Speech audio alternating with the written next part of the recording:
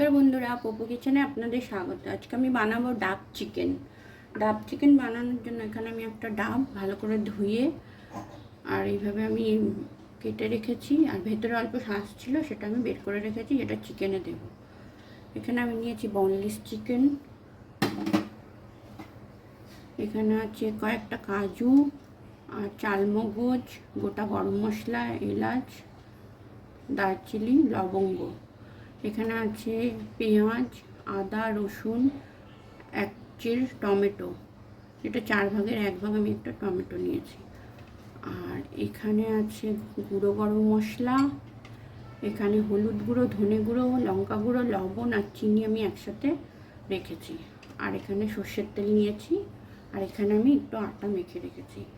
এই পেঁয়াজ, আদা, রসুন, টমেটো, কাজু, গোটা গরম মশলা, চালমগজ, এগুলো আমি একসাথে বেটে নেবো। আর এখানে আমি নারকেলের শাঁসটা, এটাও আমি বেটে নেব। সমস্ত মশলা আমার পেস্ট করা হয়ে গেছে।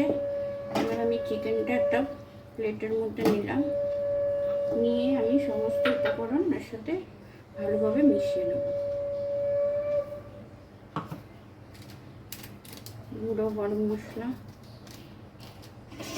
এখানে হলুদ, লঙ্কা, ধনে গুঁড়ো, চিনি আর নুন একসাথে রেখেছিলাম, সেটাকেও আমি ভালোভাবে মিশিয়ে সাথে মেখে নেব। এবার আমি সর্ষের তেলটা এর মধ্যে দিচ্ছি, আবার একবার ভালোভাবে মেখে আমি ডাবের মধ্যে এটা ভরে নেব।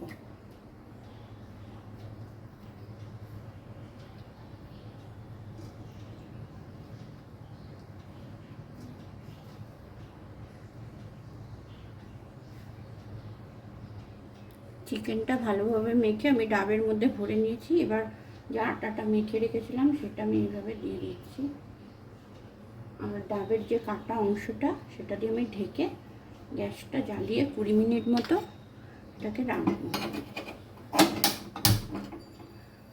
গ্যাসটা জ্বালিয়ে আমি 20 মিনিট মতো এটাকে রাখবো।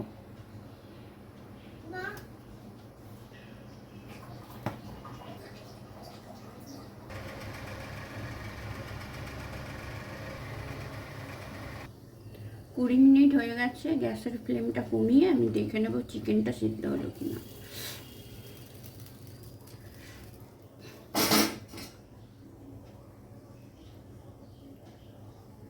চিকেন সেদ্ধ হয়ে গেছে। এবার আমি গ্যাসটা অফ করে এটা নামিয়ে নেব, নামিয়ে একটা বাটিতে ঢেলে নেব। তৈরি হয়ে গেল ডাব চিকেন।